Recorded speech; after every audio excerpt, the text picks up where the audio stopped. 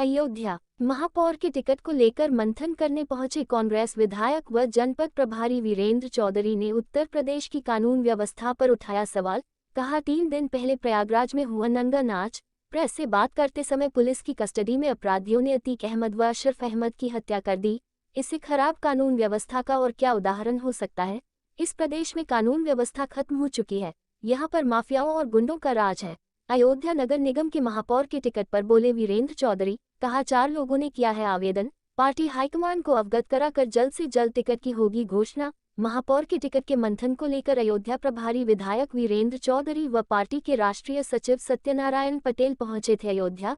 कमला नेहरू भवन में हुई बैठक में जिला अध्यक्ष अखिलेश यादव, महानगर अध्यक्ष वेद कमल, पीसीसी मेंबर राजेंद्र सिंह, प्रमिला राजपूत व अन्य नेता कार्यकर्ता रहे मौजूद। आप सब जानते हैं उत्तर प्रदेश में नगर निगमों के चुनाव हो रहे हैं और नगर निगमों के चुनाव हर पार्टियां कांग्रेस पार्टी मजबूती से लड़ रही है और हमारे पास किसी हम खास करके अयोध्या नगर निगम की तैयारी कर रहे हैं। क्या मुद्दा होगा इस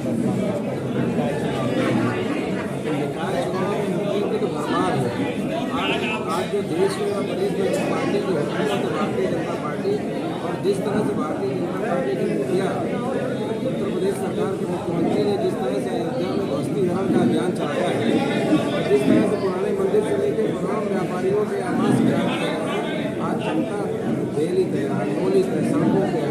तो सबसे बड़ा मुद्दा अयोध्या का है, जिनका मकान गिरा दिया, जिनके घर गिरा दिया, उनको कंपनसेशन भी नहीं मिला, उनको उचित मुआवजा भी नहीं मिला। उसके बाद भी आज धर्म की नगरी के नाम पे भगवान प्रभु श्री राम की नगरी है, यहाँ पे यहाँ के मुख्यमंत्री ने ऐसा काम किया, व्यापारियों के साथ अन्याय किया। तमाम ऐसे मुद्दे हैं, महंगाई है, बेरोजगारी है, जिनको लेकर यहाँ से प्रदेश सरकार की कानून व्यवस्था की बात की जाए तो किस तरह से कानून व्यवस्था चुनाव जो होने हैं कांग्रेस परिवार के साथ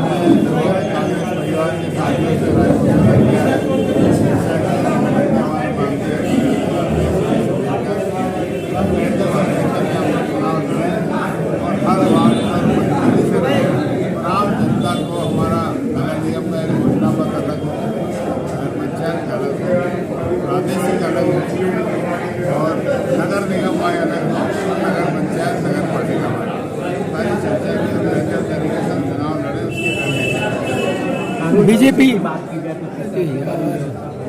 कानून व्यवस्था तो आप और हम सब इसका बयान करना ही आज जो कानून व्यवस्था चौपट हुई है, इसी को लेकर राहुल गांधी यात्रा निकाली थी भारत। इसका मूल मकसद ये था कि भारत के संविधान राज करें। इसको लेकर कांग्रेस पार्टी और कांग्रेस पार्टी ने संघर्ष किया आदरणीय राहुल गांधी के नेतृत्व में। इसी को लेकर के आज जनता इस बात की है कानून की शक्ति, संविधान की शक्ति, इसको हम समझकर सामूहिक रूप से आप जन से अपील करता हूँ, इसमें आप हमारे पार्टी को इससे भी हम संघर्ष करें, संघर्ष करके हम बाबा साहब संविधान की रक्षा कर सकें और लोगों के मौलिक अधिकार जो छीने जा रहे हैं उसको हम रोक सकें। जो आज कानून व्यवस्था चौपट उत्तर प्रदेश में हुई है वो आपके हमारे सामने जिस तरह से अभी भी जो है बीजेपी ने अपना कोई भी कैंडिडेट उतारा नहीं है चुनाव मैदान में। बीजेपी ने भी कोई कैंडिडेट यहाँ उतारा नहीं है अपना, और आप भी यहाँ पर चर्चा में उसी के आए हैं बातचीत करके अपने कैंडिडेट को उतारने के लिए। तो क्या लगता है आपका है कि आपकी पार्टी किससे टक्कर में है आपकी? हमारी पार्टी जो भी है मिलकर हम पूरा विचार विमर्श कर रहे हैं किसको बनाएं और कैसे बनाएं, उसमें विचार कर रहे हैं। दूसरी पार्टी क्या देगी क्या नहीं देगी उसको भी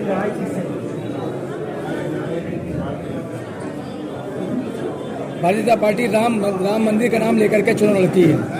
भारतीय जनता पार्टी राम मंदिर का नाम लेकर चुनाव लड़ती है, लेकिन आपका मुद्दा क्या होगा? यहीं पर हमारा इसी अयोध्या में हमारा सांसद हमारे विधायक है, समय उतार चढ़ाव है, आने वाला समय फिर हमारे यहाँ का सांसद विधायक उसमें राष्ट्र जो हमारे थे उनको एक संजय अपना ज्ञान देकर वो सरकार के रूप में आज काम हो रहा है आपके हमारे साथ, और उसमें परिवार को छंद मिलने वो स्थिति है इस प्रदेश में।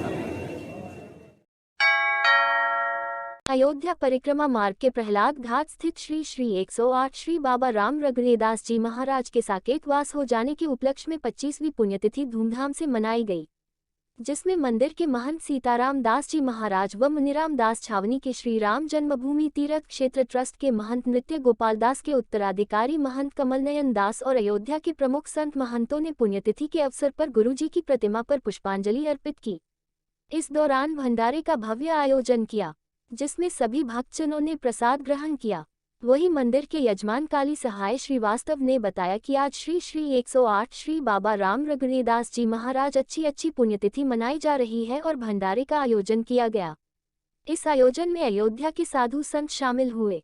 इस पुण्यतिथि के अवसर पर मुनिराम दास छावनी के उत्तराधिकारी महंत कमलनयन दास, श्री दशरथ दास जी महाराज मंदिर पुजारी श्री अखिलेश दास, तुलसीदास, काली सहाय श्रीवास्तव, देव पाठक जी आदि भक्तगण बड़ी संख्या में शामिल हुए। क्या कार्यक्रम हो रहा है? भंडारा का कार्यक्रम है 12 बजे। कौन तिथि है और क्या क्या करना चल रहा है? राम रघुनाथदास जी का पुण्यतिथि है आज, उनका स्वर्गवास। कौन कौन कार्यक्रम में आया हुआ? सीताराम दास जी आए हैं, कमलनाथ दास जी छोटी छावनी से आए हैं, सब संत अयोध्या के यहाँ पर करीब 300 से ज़्यादा संत। कितने वर्षों से करा रहे हैं आप? करीब 20 साल हुआ। इस पुण्यतिथि के अवसर पर क्या संदेश देंगे अयोध्या वासियों को? शांति।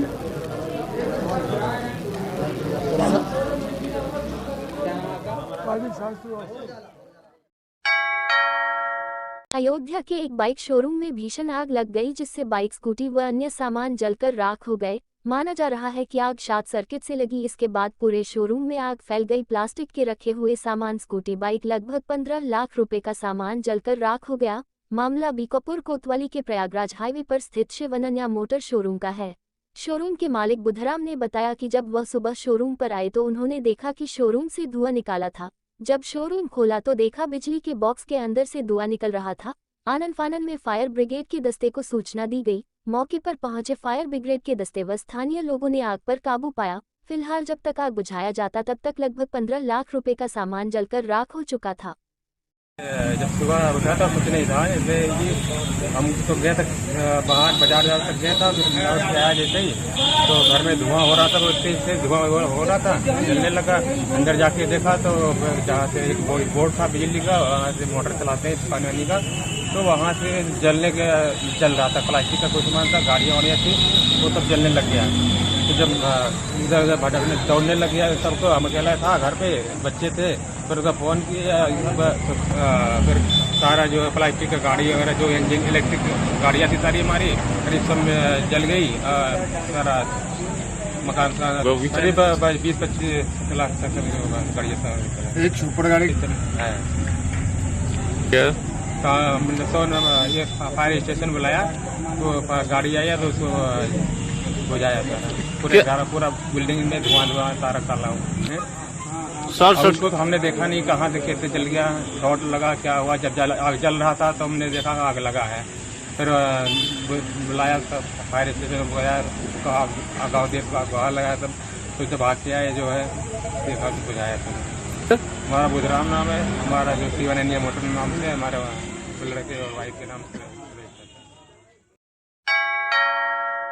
धार्मिक नगरी अयोध्या में राम मंदिर में राम भक्तों के लिए बड़ी खबर सामने आ रही है।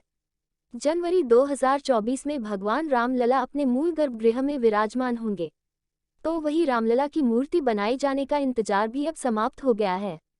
राम मंदिर में कर्नाटक से लाई गई श्यामशिला में रामलला का दर्शन मिलेगा, जिसके लिए कर्नाटक से लाई गई शिला पर मैसूर के मूर्तिकार अरुण योगीराज मूर्ति को तैयार करने की जिम्मेदारी मिली है।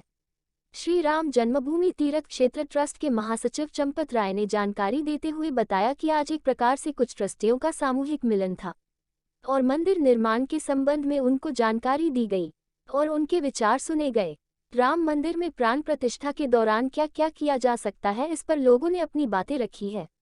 यह एक अनौपचारिक मिलन किया गया, जिसमें वीडियो कॉन्फ्रेंस के दौरान ट्रस्ट के कोषाध्यक्ष गोविंद देव गिरी से भी बात हुई। राम मंदिर निर्माण को लेकर आज 2 दिवसीय अनौपचारिक बैठक संपन्न हुआ। बैठक में राम मंदिर में भगवान रामलला की प्राण प्रतिष्ठा कराए जाने को लेकर भी मंथन किया गया। इसके पहले ट्रस्टियों की कमेटी राम जन्मभूमि परिसर और रामसेवकपुरम का निरीक्षण किया गया। ट्रस्ट ने जानकारी देते हुए बताया कि प्राण प्रतिष्ठा के लिए विद्वानों से मांगी गई है। इसके साथ ही बैठक में रामलला की मूर्ति बनाए जाने पर भी निर्णय लिया गया है, जिसके लिए मूर्तिकार अयोध्या पहुंच चुके हैं। इस बैठक में ट्रस्ट के महासचिव चंपत राय, उडुपी पीठाधीश्वर विश्व तीर्थ प्रसन्नाचार्य, कामेश्वर चौपाल, अयोध्या राजा विमलेंद्र मोहन मिश्र, डॉक्टर अनिल मिश्रा, निर्मोही अखाड़ा के महंत दिनेंद्र दास के साथ वीडियो कॉन्फ्रेंसिंग के माध्यम से ट्रस्ट के कोषाध्यक्ष गोविंदेव गिरी भी मौजूद रहे। राम मंदिर ट्रस्ट के प्रमुख सदस्य उडुपी पेजावर मठ के पीठाधीश्वर विश्व तीर्थ प्रसन्नाचार्य ने की बताया, आज बैठक के पहले मंदिर निर्माण कार्य की प्रगति को दिखा गया है। बड़ी संतोषजनक कार्य चल रहे हैं और जून तक मंदिर छत को ढाले जाने का कार्य पूरा कर लिया जाएगा। वही बताया कि मंदिर में भगवान के प्राण प्रतिष्ठा जनवरी 2024 सूर्य उत्तरायण आते ही कराए जाने के लिए ज्योतिचार्य विद्वानों से तिथि पर मंथन किया जा रहा है और इस दौरान किस प्रकार के उत्सव होंगे इसकी तैयारी मई माह में होने वाली बैठक में विचार किया जाएगा। वही कहा कि मूर्ति किस प्रकार से बनना है, सभी चित्रों को एकत्र करके फाइनल कर दिया गया है। भगवान रामलला की मूर्ति 5 साल के आयु वाले मुख में मधुर मुस्कान और खड़े मुद्रा में हाथ में धनुष लिए हुए होंगे। वही कहा कि कर्नाटक के कारकर और हिग्रेवनकोटे गांव से लाए गए पत्थरों पर मूर्ति का कार्य किया जाएगा। तो वही जानकारी देते हुए बताया कि मैसूर मूर्तिकार अरुण योगीराज मूर्ति बनाने के लिए अयोध्या पहुंचे हैं। हम आज मंदिर के जाके वहाँ के निर्माण का कार्य में प्रगति जो है वो देखा है कि जून महीने तक शायद ऊपर सीलिंग भी हो सकता है। इसके बाद जो नवीकरण जो होना है बाकी है वो समाप्त होगा। और प्राण प्रतिष्ठा का दिनांक उत्तरायण आते ही शायद जनवरी महीने में होगा। इसका दिन निश्चय करना अभी अगले सप्ताह में होता है। और आज कर्नाटक के मैसूर से मूर्तिकार आता है, एक आता है, वो वहाँ आके पत्थर का चुनौती करता है। और प्राण प्रतिष्ठा महोत्सव कैसा करना इसके बारे में भी मई मास में फिर एक बैठक होगा, इसमें तय होगा। शायद काला पत्थर से प्रतिमा निर्माण होगा। कर्नाटक के हेगड़देवनकोटे और कारकड़ के एक 2 पत्थर वहाँ से आए हैं, शायद इसका चुनौती होगा। अरुण योगीराज मैसूर के हैं। हाँ, ट्रस्ट के बेटे हैं। एक दिन का था। हाँ, ये 3 का कल भी हो चुका था। कल भी कल हुआ था। आज कल हुआ था। हाँ, कल हुआ था। हाँ, नहीं, कल हुआ था। सोमवार को हुआ था। हाँ, हुआ था। क्या इसमें विषय था? प्राण प्रतिष्ठा का दिन निश्चय करने के लिए विद्वानों से तिथि मांगा है। उत्तरायण आते ही शायद जनवरी महीने में तिथि चाहिए। और प्रतिमा, राम की प्रतिमा खड़े होना पोस्टर में होता है। शायद 5 फीट का ऊंचाई होता है और 5 साल का बच्चा जैसा लगता है। और आज मैसूर से मूर्तिकार अरुण योगीराज नाम के मूर्तिकार वो आ रहा है, वो पत्थर को चुनौती करता है।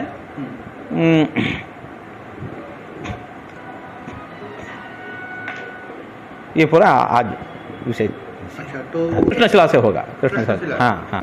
कारकल कर्नाटक में कारकल नाम के गांव है और हेगड़देवनकोटे और एक गांव है, ये दोनों हेग्गड़े देवन कोटे, हेग्गड़े देवन कोटे कर्नाटक के, शायद इसका चुनौती करेंगे। हमारे ट्रस्ट के ट्रस्टी उडुपी कर्नाटक, उडुपी में कृष्ण मठ है, जगत गुरु मध्वाचार्य कहलाते हैं।